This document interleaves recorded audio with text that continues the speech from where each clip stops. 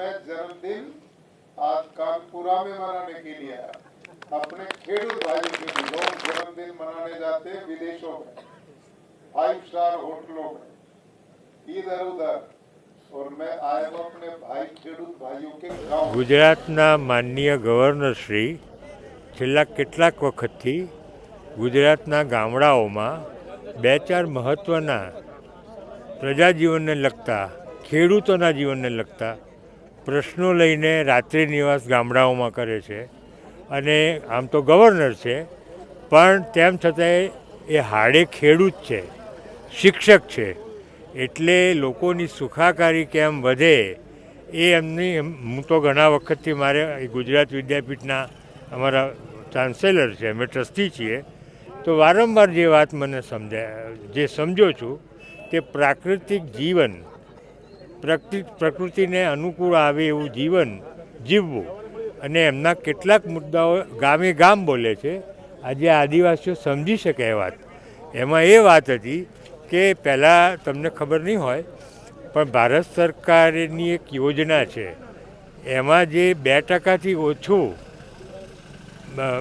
કન્યા કેળવણી હોય એવા જે રેડ ઝોન છે, એમાં એક જમાનામાં આપણો આ વિસ્તાર આવતો હતો. અને આજે આ જે મોડલ સ્કૂલ કરી છે, પછી પેલી બાજુ જે બીજી સ્કૂલો થઈ છે, એને કારણે જ અમે જોઈએ છીએ કે લોકોની ખાસ કરીને બાળકીઓને ભણાવવાની એક પ્રકારની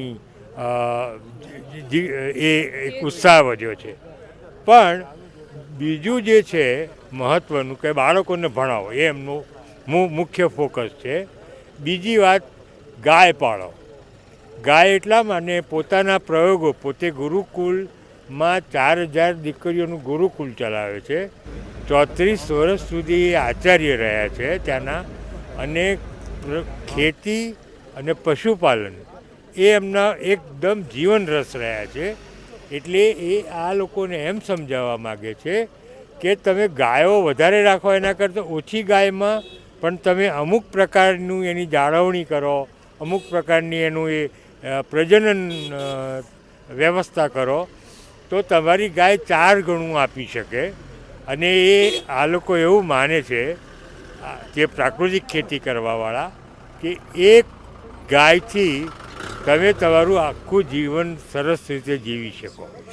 અને એટલે જ એમણે ગુજરાતમાં જે ગુજરાત સરકારનો આત્મા પ્રોજેક્ટ છે, એને નોડલ એજન્સી બનાવી અને આખા ગુજરાતમાં જિલ્લે આ વસ્તુનું ક્રિયાન્વયન, અમલીકરણ કરવાની કોશિશ કરી રહ્યા છે. યુરિયા DAPનો તમે જે વપરાશ કરીએ છીએ, ઝેર આખું જમીનમાં નાખીએ છીએ, આપણી જનરેશન્સ, આપણી પેઢીઓ એના ઉપર એક જોખમ ઊભું થઈ રહ્યું છે. એની ચિંતા કરી અને પ્રાકૃતિક ખેતી જ કરવી. અને હું એક કહું, હું આ જંગલના વિસ્તારમાં, આ જ ગામમાં, આ હોળીવાસમાં હું છેલ્લા 25 એટલે પહેલાં 4 વર્ષ અહીં રહ્યો. અને મેં જોયું છે કે એ પહેલાં તો કંઈ યુરિયા DAP કશું હતું જ નહીં. પણ હવે પેલું ઉત્પાદન લેવાની લાયમાં, અને હું પણ એ જ કહું છું કે ભાઈ આ બધું છોડો. અને વૃક્ષારોપણની અમને સરસ વાત કરી કે વૃક્ષો વાવો. અને તો હું પોતે એનો, મને નાનપણથી જ, હું એ ખેડૂતનો દીકરો છું, એટલે વૃક્ષ, મારે મકાન બાંધવું હોય ને જો વૃક્ષ કપાતું હોય તો હું મકાન ના બાંધું. તમે એવી રીતે કરો અને વૃક્ષો ઉછેરો, અને સારા વૃક્ષો. જે આપણે અત્યારે શું કરીએ છીએ કે 2 વર્ષમાં મોટું થઈ જાય, કંઈ કામનું ના હોય એવું નહીં.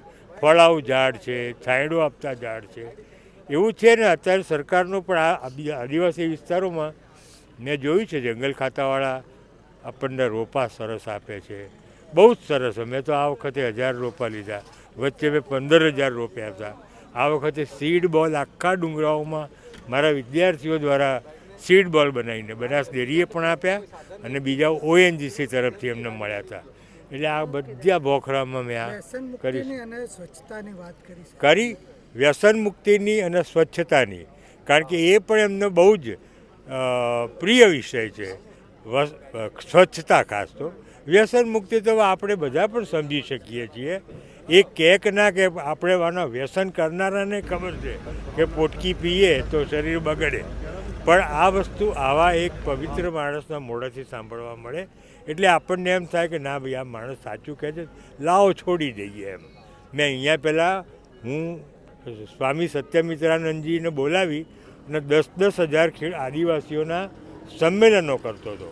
મને ખબર હતી કે અહીંયા કોઈ પાણી જ નથી પીતું, એટલે સમજો છો ને.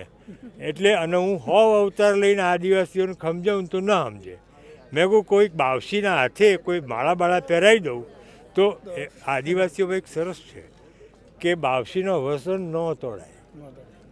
જો વસન તોડે, હવે એમાં વળી એકાદાએ તોડ્યું હશે ને કે જ્યાં પેલા હોસ્પિટલમાં જવું પડ્યું ત્યારથી એટલે મેં 4,000 આદિવાસીને બાવજીએ માળા પહેરાવી હતી.